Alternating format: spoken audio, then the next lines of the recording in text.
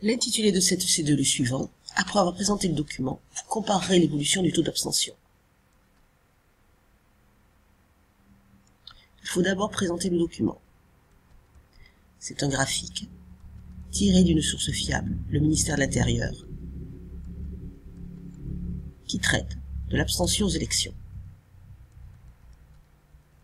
La population étudiée est l'ensemble des électeurs inscrits sur les listes électorales depuis 1958, et le document donne la part des électeurs inscrits qui ne vont pas voter. On peut maintenant analyser le document. Pour cela, comprendre la question en analysant les mots indiquant le travail à faire. Vous comparerez, autrement dit, vous mettrez en évidence les différences et les points communs sur l'évolution, c'est-à-dire les transformations à la hausse et la baisse, à quel rythme. On peut alors reformuler la question. Quelles sont les différences et quels sont les points communs de la part des électeurs inscrits qui ne vont pas voter, selon l'année et selon le type d'élection. On peut alors lire le document. En ordonnée, le taux d'abstention, en abscisse, l'année, et différentes courbes qui montrent les taux d'abstention pour différents types d'élections. Ainsi, en 1981, aux élections législatives, 30% des électeurs inscrits ne sont pas allés voter.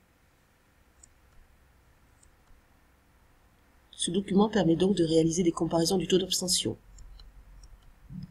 entre types d'élections, mais aussi au cours du temps, et on peut aussi comparer des élections différentes à des dates différentes. Le plan de la réponse sera alors clair. On verra d'abord les évolutions communes, puis les différences.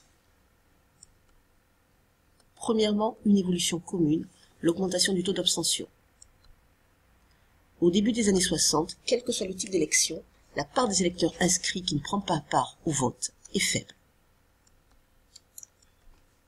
15% pour les élections présidentielles de 62, 22% pour les législatives de 58. Depuis 1958, quel que soit le type d'élection, cette part augmente. De 5 points pour les élections présidentielles entre 62 et 2012,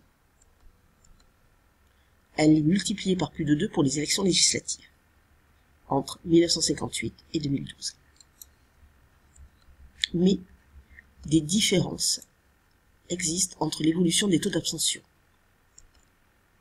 Premièrement, le taux d'abstention augmente différemment selon le type d'élection. La hausse est faible pour les présidentielles.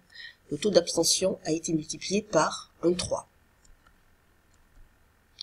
Beaucoup plus fort pour les élections européennes. Le taux d'abstention a été multiplié par 1,5 entre 1979 et 2012. Autre différence, il y a des décalages dans le temps. La date d'augmentation dépend du type d'élection.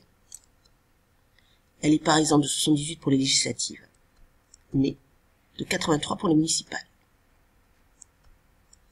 Enfin, en 2012, la part des électeurs inscrits qui ne vont pas voter est très différente selon l'élection.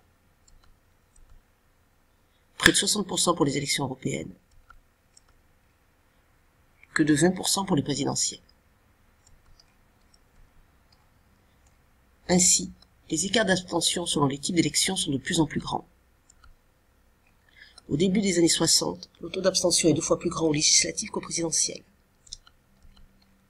En 2012, il est 2,5 fois plus grand.